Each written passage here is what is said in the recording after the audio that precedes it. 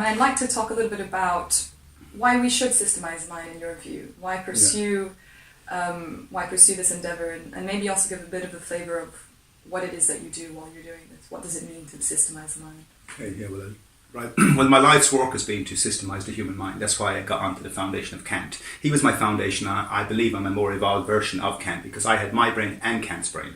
You know what I mean? Like, so I was already ahead of the game in regards to Kant. Yeah, I wish I had him here to speak to him. I love Kant. You know, I love what he tried to do for us. So, systemizing the human mind. With a scale for music, we have systemized the musician into an orchestra. The scale allows us to systemize our positions and align with one single scale. And our world is in chaos because we've never brought our human eye under a single umbrella construct, an ontological scale, okay, a holistic scale. That the mind, like, it's all about Zen abstraction. You know, we're Zen. I believe in Zen Buddhism, but it's an abstract lens we're looking through. The seeing eye sees through an abstract lens. It is not enough to say we are a seeing eye.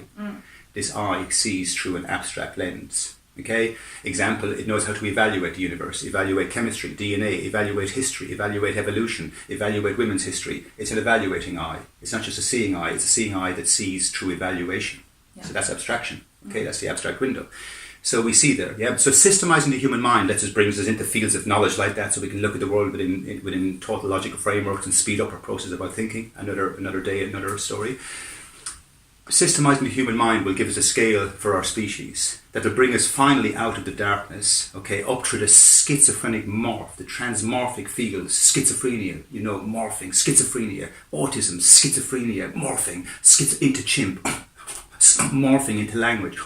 A, B, spear, gun, king, hat, corrupt institutions, schizophrenia at the foundation of them all. Schizo meaning to split, friend the mind, to split the mind from source. What else are you going to split it from? Source, okay. Anyway, I'm digressing kind of, I'll bring it back on point. But we've been in chaos and we've arrived at ourselves and we've kind of created institutions when we didn't understand how we were constituted naturally. That's schizophrenia. Because 1 + 1 = 2 is a constitution of two aggregates, and I'm instituted by that fact, cognitively speaking. So whatever reality is, we have to be instituted by its constitution. And if you look at all ideologies that are based on schizophrenic notions, like Vatican, all the different religions, all the monarchies, all the nonsense, all schizophrenia, because it wasn't instituted cognitively by the correct constitution, you know, of our natural alignment, if that makes sense. Yeah, it does, right? So anyway, and that's because, in a nutshell, we've never had a system. We haven't been evolved enough to have a system. We had to move from fish into an alphabet into a chimp, from fish into a chimp, into an alphabet, into Homo sapien, into the transcendental version of what we're becoming now. And to arrive at, certain realities. And now we realize by looking back through a priori structures that we've been modifying and building around language slowly and into alphabets, into more complex states, into the complex states of mathematics, into the complex states of metaphysical abstraction. And now we're at the interface of a new door. And the interface is a channel. It's an abstract wormhole. Okay, it's a cognitive, you've got to think of it like that. This poetic language is trying to show you an alignment. It's a cognitive abstract wormhole, how we evaluate, how we find consistency, how we find institution with constitutions, how we move into the imposition of its disposition. These are how we add it up, how we circumscribe the mind, how we might circumscribe God.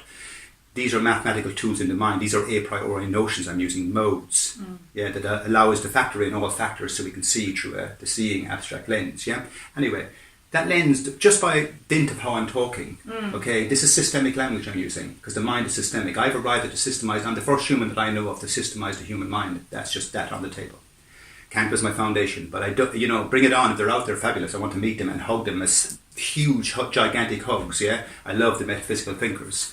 But to systemize the human mind, if you're serious about metaphysics, I'm the man you need to be talking to. Because I can systemize the mind, and meaning will bring all humans under a single umbrella construct.